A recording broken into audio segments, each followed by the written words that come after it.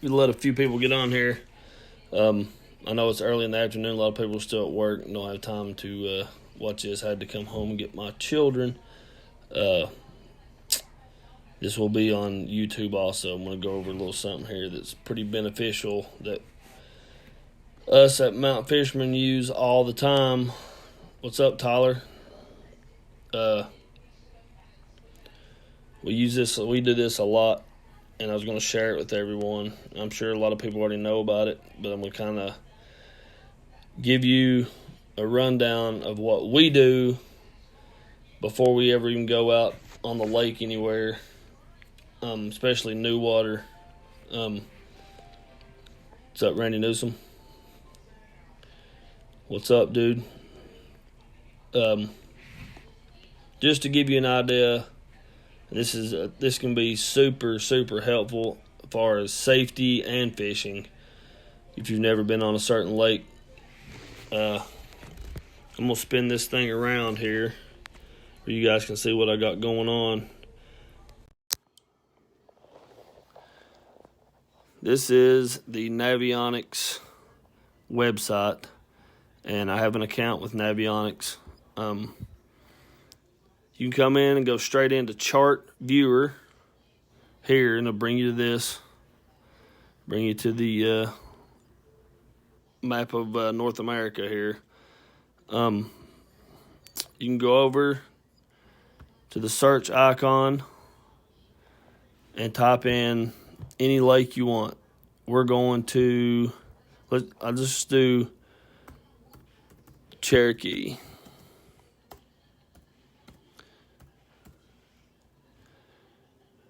Cherokee Lake,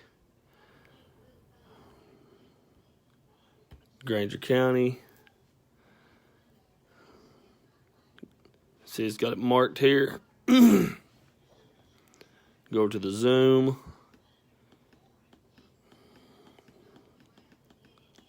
Zooms right in on Cherokee. This is a great way to get familiar with the lake. Because, I mean, looking at this, it's very overwhelming. I mean, you see all these little creeks, nooks, humps, channels, a bunch of different stuff.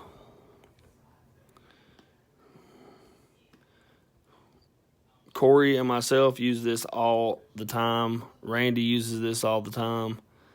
Let's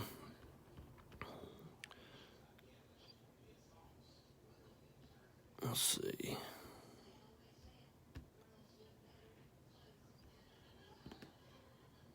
There we go. Now you can go to menu and go over to see if it's under settings. I'm so used to it on my graph and not on the computer. I usually just pull it up on the graph. But map options. You can set your depth range here to anything you want it to be. It'll change it around. This will show you everything that's typically in 45 feet of water or more. There, 26 feet, whatever. You can also do this with Yatesville or whatever. This will give you, so everything basically being white, that's safe to run, you know. And that's not necessarily always the case, but it's pretty, on this is pretty easy to see. The river channel sticks out like a sore thumb here. I'm getting trigger happy. This is your river channel. Let me find an area of the lake everybody is familiar with. Go up here to, I don't know why I'm doing this, I can just use my finger. Alright, here's the 25E bridge. That's where our tournaments will take off from or whatever. And you can see when you're zoomed out, the river channel really sticks out right here. All this. It's the same thing you'll see on your electronics. river channel right here. Sticks out like it's actually marked in red here. So, I mean, this is a good tool to use before you ever go on the water. Just get yourself familiar with the lake, because these things don't lie too much. You still got to be careful. You can't just go out there and be like, oh, Mountain Fisherman said this is the river channel, we're going to run this wide open. Be cautious. I mean, there's some stuff here that runs through, like right here, for example. Channel gets right over against this stuff in here. This red or pink, whatever you want to call it, this pink line is the center of the river channel, and it actually shows it going right across these little points here, and that can definitely throw you off some. But I use this to, if I know, depending on time of year or whatever, I try to use this to find high percentage areas.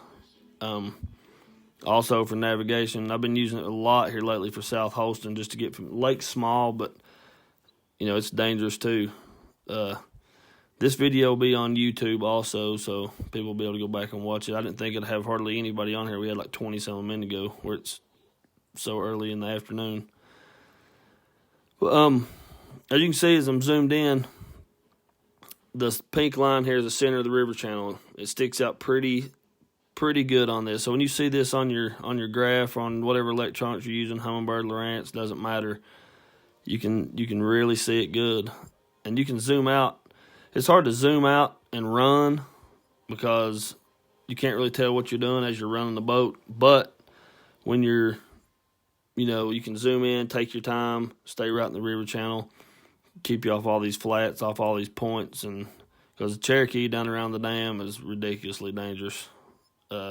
Some of these islands down here at the dam, I mean, it's unbelievable to get down here. Like these sticking out here, these are dangerous. If the water's up, this stuff, or the water's down, excuse me, this stuff right here is super shallow. This right here, see the river channel. Let me see if I can move this out. Here's the dam. You see the river channel going right into the dam. All these little islands are underwater. This whole thing right here, this whole big hump, island, series of islands, whatever you want to call it, are all underwater and very dangerous. You get out here and you look across from side to side, you're thinking, I can run across that, it's no problem. It is a problem. If you get right here in this channel swing and you try to cut across to the Granger County side or whatever where the park is, you get in this area, you're going to be in trouble, especially with the way the water is right now, fluctuating up and down, back and forth. It's extremely dangerous, and the last thing we want to do in our tournament series is get anybody hurt. So we're going to try to do this as much as we can with on the lakes coming up, and try to give everybody a general idea of what's going on. Randy, I hear Don. But just so everybody knows, I wanted to share this video with everyone, and I don't want to be going out there and pulling somebody off of a sandbar or not sandbar, but a big rocky point or a big hump or something, out in the middle of the lake. And as you're coming down through here, like this place, for instance, right here is let's see, 0.9. In those areas, in behind 11, and that stuff is crazy dangerous right here. I mean, you got to hang over to one side or the other. There's a buoy out here in the middle that says, rocks or whatever, and they're barely under the water. This is behind 11. But just stay in the channel. I mean, there's no fish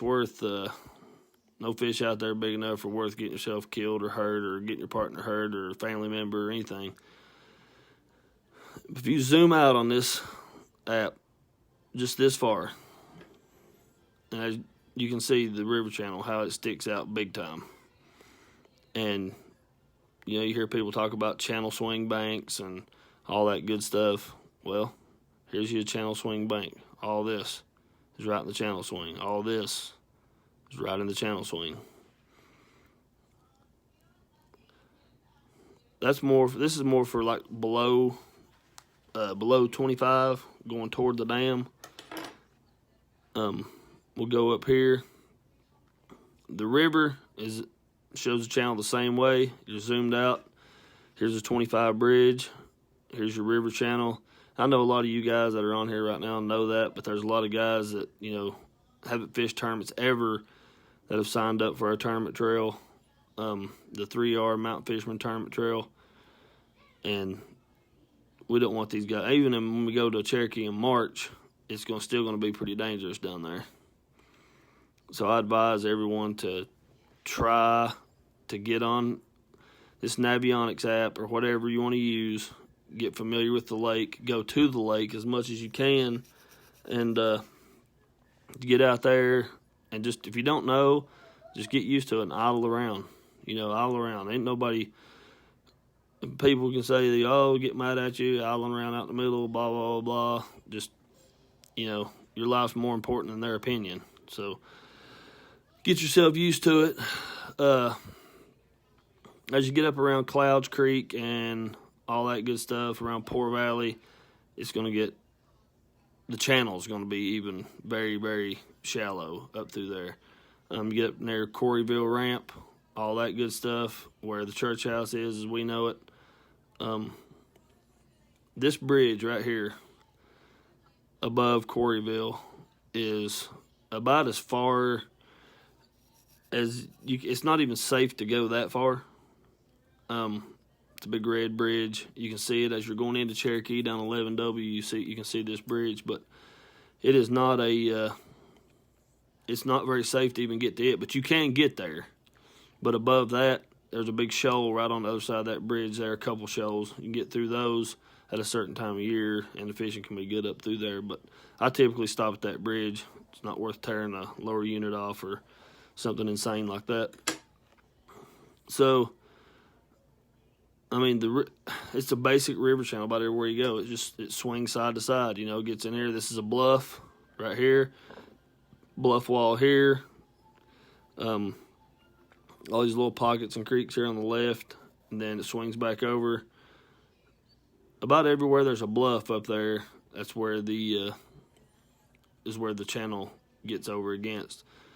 I know that's a bluff because the contour lines, you can see, here's a good example. If this thing would sit still, my big fat fingers. Here's the river channel. You see all these contour lines are really dark, really tight together. That is a steep. Tighter the contour lines, the steeper the bank, the deeper the bank, all that good stuff. And over here you can see they're kind of spread apart. And it looks more flat because that's a big flat over there on the right here. So this is where a lot of people get, they get a little thrown off. They come around this curve. It looks like a straight shot to the next curve. They want to cut across this area right here. That's not smart. Even if the water's up, it's still not smart. I always, even in the summertime, I know a lot of people don't. They know little shortcuts to get here and there, but, maybe 5 minutes difference is that important to everybody, but it's not to me. I typically stay in the channel year-round. And if I got to get out of the channel to get to a spot, I don't run over there. I sit down and idle myself over there and watch my depth finder as I go across. And you can see this is a big flat here coming off this creek channel or river channel is running around right through here in the white is the river channel. And if you set your depth right, everything else will be however you got your unit set up. Everything here will be in blue. On this one is all the shallow areas, and the white is the safest area. Everything in white will be 49, or I got it set on 49 right now, 49 feet or deeper than that. Here's another good example. It runs right into a bluff here. You got a big, huge flat. There's even a road bed here, submerged bridge. A lot of stuff in there. These Navionics cards will show you a lot of stuff. And those submerged bridges and stuff are a little bit off sometimes. They don't always show everything exact, but the river channel is usually pretty close. Just keep an eye on your depth finder and all that good stuff, and make sure you're running where you need to be. Here's a good example of a spot that can throw you off. Let me back it off a little bit so you can see. All right. River channel comes through here, swings against this bluff over here on the right. Gets a little straight in the middle of the lake here. Then it shows a little old channel running to the left. And it kind of looks like your river channel would go right through here. If you're not paying attention, if you're zoomed in too far, it can really throw you off if you're zoomed in too far, because this will not be on your screen. It'll be too far ahead. River channel actually hangs to the right here and goes up the lake. So there's little stuff like that, you know. And then just because, still stay in the channel at all times. Because there's some areas here that are going to be deep, you know. Then they're going to run shallow really quick. Chickamauga is the worst place in the world for that. You'll be in 60 feet to 1 foot in just a second. Here's another good example here. We can go back out of this, if I can find it.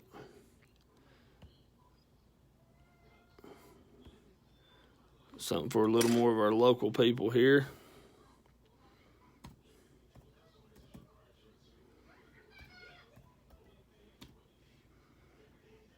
If I can learn how to spell. Yatesville Lake. My kids are going crazy in there. Apologize. Yatesville is on the Navionics. As you can see, our lakes are a little more shallow. I've got this set on 49 as a safe running depth, and everything's in the blue. Okay? So I go to map, go to menu, map options. I set this thing down to 35. Even at 35, it's still a little spotty.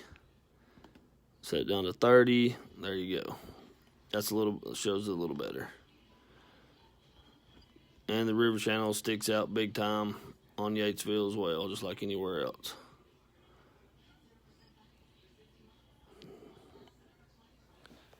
So this is a good tool for everybody to use. We even on the lakes that we know right here, Carter Island, Little Blaine, shows the channel all the way up through Little Blaine. Take you up here to the launch.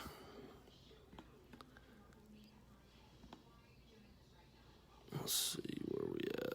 Here's Twins, Upper Twin, Lower Twin, and here's the marina.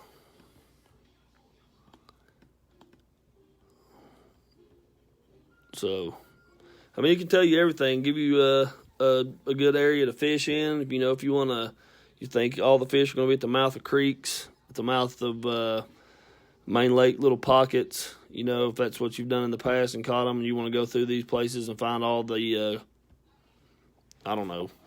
channel swing banks, you can go through here and mark all these. You can get on your unit, on your boat, and mark all the channel swings. And, mark all the points you want to fish. Mark all the points that have the channel right up against them on one side with deep water close. Mark all the bluff walls. If you go out and catch a couple on a bluff, you can get on here and mark all the bluffs during practice. Then you can just run bluff walls all day if you're not familiar with the lake, and run right to them and not have to go and guess. You can just go right to them. So it's a very important tool to us. And,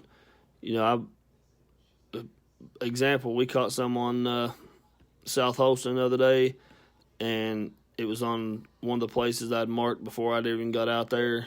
Just basically marking what looks good, And some of these points, like Yatesville's got a lot of stuff that people don't really fish. Like right here is a hump in the middle of Yatesville, right here. It's surrounded by 40 feet, and the top of it's about 25 to 20 feet. there's a lot of good stuff on Yatesville, a lot of good stuff. And those fish get out there. I mean, don't think for a second that they don't. They get out there. Let's see. Here's the launch. All this stuff over here. I mean, all these little points. You got little points and little humps all around the dam here. Just a lot of good stuff. A lot of stuff that people don't even look at or check. I spend most of my time on these places. I'll just show you one of my favorite spots in the whole lake, just to be honest with you, right here at the boat launch. Here is the Rip Rap Rock over there by the dam, right here. The dam tower or whatever is right here. You can see coming out of, if you go around the islands, not by the houseboats, but around the other way, around through the swimming area, the channel comes right here and turns. Well, this point right here, if you're looking at that point, it looks like it sticks out this way, right out towards the flat. It does not. This point lays over here and drops right off into the river channel. And that's a key place for me. I've caught more big fish right there than probably I have anywhere else on Yatesville. I know we got Casting for Kids coming up. I don't care to tell everybody that because there's no way anybody can fish all of it. But that's the kind of stuff I look for. And you got this big shallow area right here, right in the middle of the lake. I've seen a few guys sitting on that early in the year. I've never actually fished it myself, and I'll show you a place here that I watched a guy catch one on a shaky head right here that weighed over 6 pounds. If I can get in here where it's at. Give me 1 second and I'll find it. He caught dropped some waypoints for us. Right here is Carter Island. Here's Little Blaine. Here's Carter Island. Let me zoom this thing in.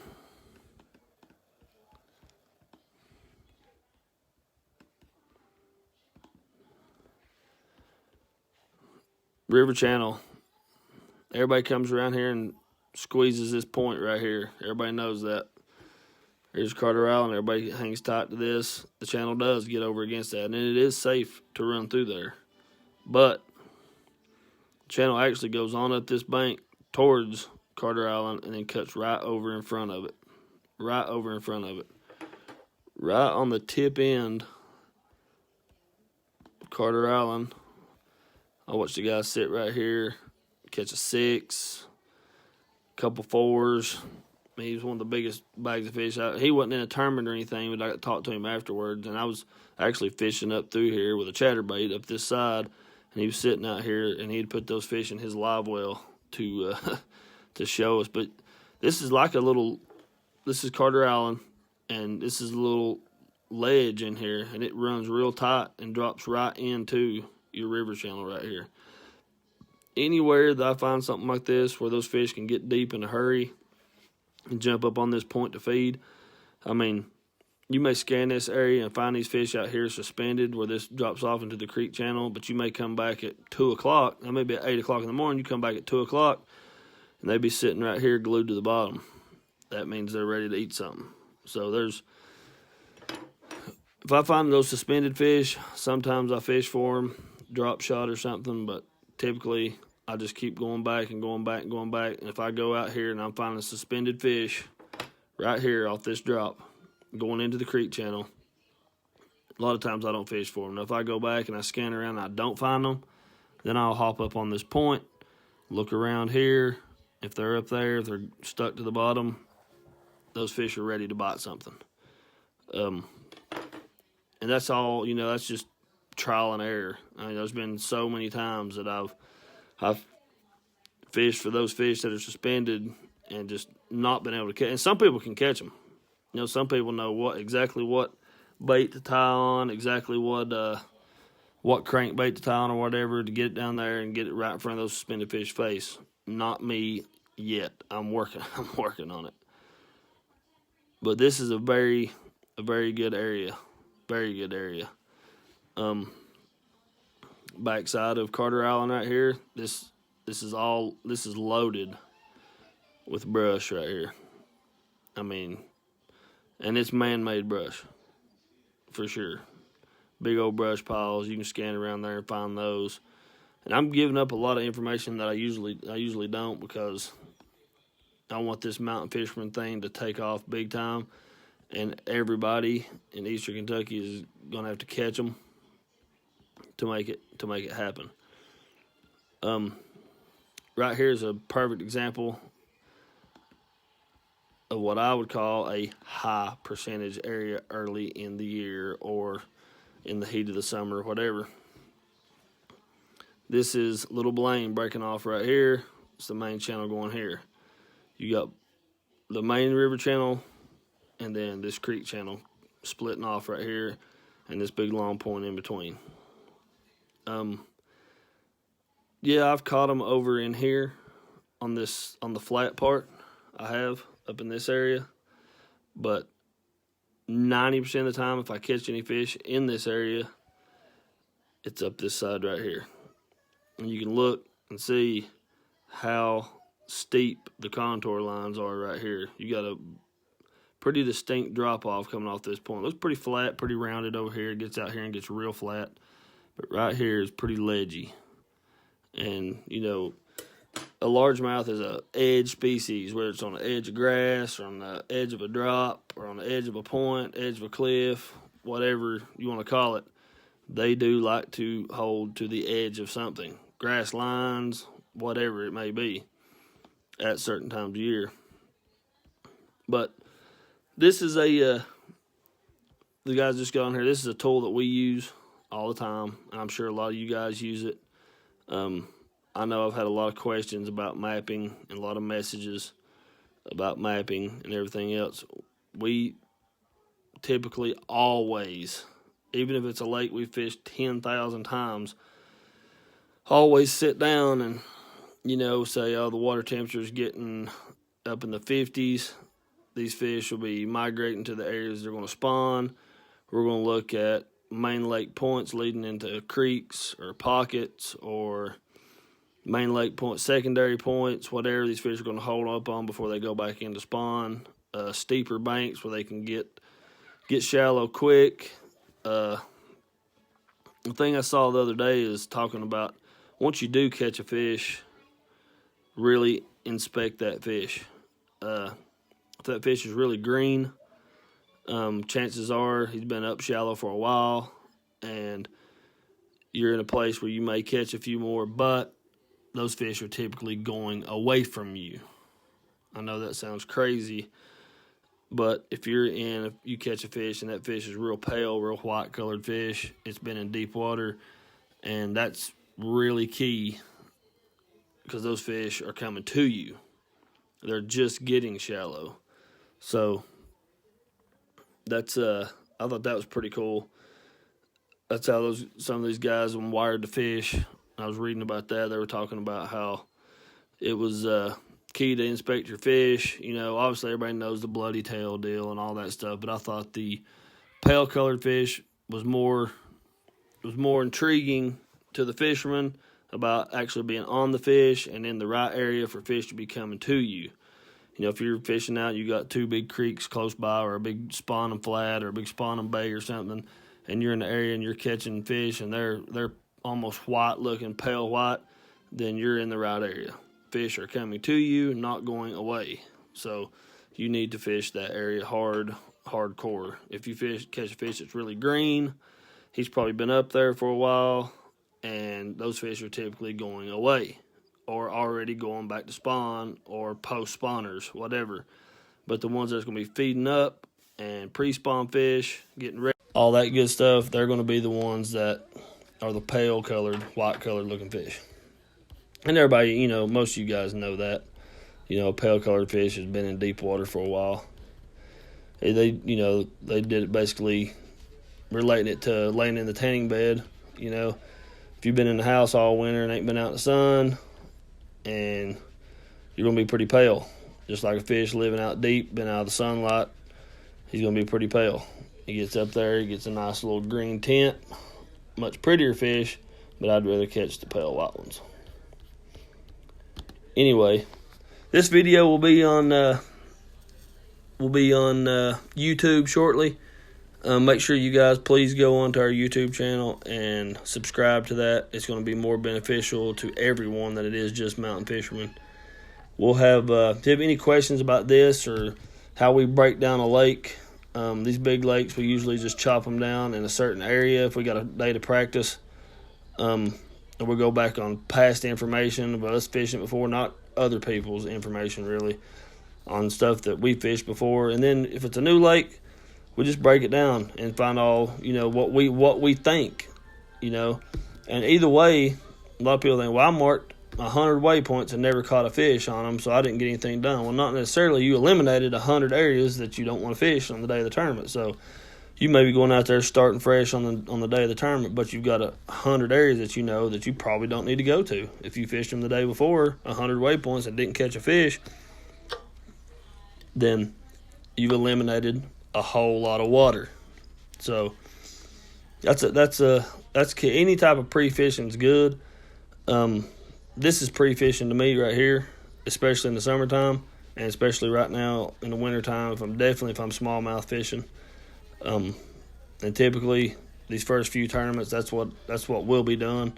There'll be some largemouth to be caught. There'll be some big largemouth to be caught, but we'll be smallmouth fishing. So I'm looking for just deep stuff, off the wall things that don't get a whole lot of pressure and all that. I have sat down and marked what I thought, man, I think I'm going to go out and just kill them on these places. They look so good. Get out there and never even find any bait, And of course, bait is a big key. You go across these areas you got marked. If there's no bait, typically if there's no shad around on top or wherever in the water column, I don't fish. That's not always to say that you can't catch them when there ain't no bait around, because you can. But typically, I always make sure that there is some type of bait around somewhere.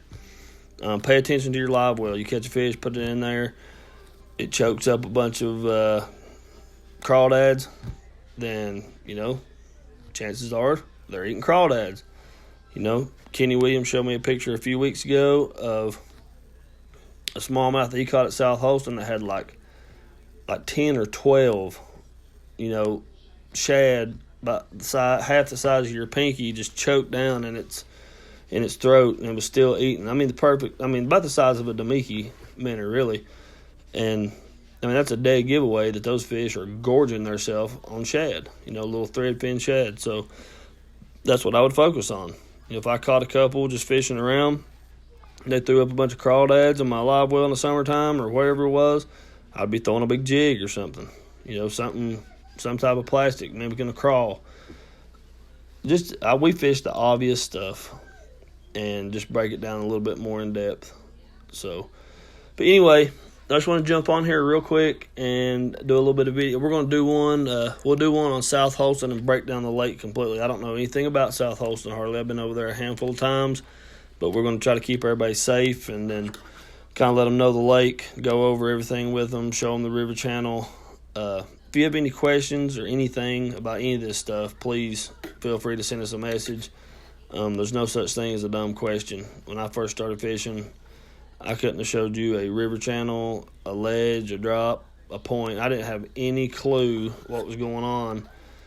Luckily, I had a little bit of topo map background with work and things like that helped me pick up on it a whole lot faster, because topo maps for a lake are a little bit different. You got to look at them as if the lake is empty instead of if the lake is full. So, and then you can tell if you're kind of iffy about if it's a hump or not. Just look at your depth contour lines. Your depth.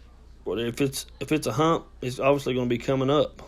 If it looks like a hump and it's getting deeper in the center of that hump is 35 and around it's 15, that's a depression or an old pond, an old farm pond. These places were flooded a long time ago and they had old farm ponds out there, and that's basically what that is. If it's laying off there and you can't tell if it's a ditch or if it's a point coming out in the water, or a creek channel coming out in the water out of the back of a pocket or whatever, pay attention to those depth contours. They will tell you exactly what it is. You just can't. It's just hard to go out there and just throw it all together. When you got to spend time on the water, seat time. Chris Cook was on here a second ago, and he got injured a few years ago, and all he was able to do was ride around and teach himself about his electronics. And he spent tons and tons of time behind the wheel, and now he's very, very good with his electronics. And that's for the past 3 years. I would say that I've been 70% idling around and 30% of the time fishing. And Corey fishes with me a lot. He's right on board with that. He finally, we got out there and we spend all day looking, and then catch 15 pounds in 5 minutes. It's all worth it. It can be a little bit overwhelming and aggravating at first because you're going all day. You think nothing's going to happen. But once you figure out how to locate fish and be patient and locate several schools and bounce around to each one, eventually you'll get a school fired up. You'll catch those fish, and 6 hours of idling around will all be worth 5 minutes of catching. So, and if you're going to be a tournament fisherman, it's not about going out there and catching a bunch of fish. It's about catching 5 of the right ones. You got to keep that in mind too, But I'll upload this video to YouTube. Please get on there and subscribe to our YouTube page. We need to get that built up. That's going to be crucial for everybody, not just mountain fishermen, because everyone is mountain fishermen. So we may end up doing another live video this evening. We're really going to pick it up as the spring rolls around and just be going live on everything we do. We're going to do bait, rod and reel reviews, everything. So I'll keep you guys posted as we go along, but y'all have a good afternoon.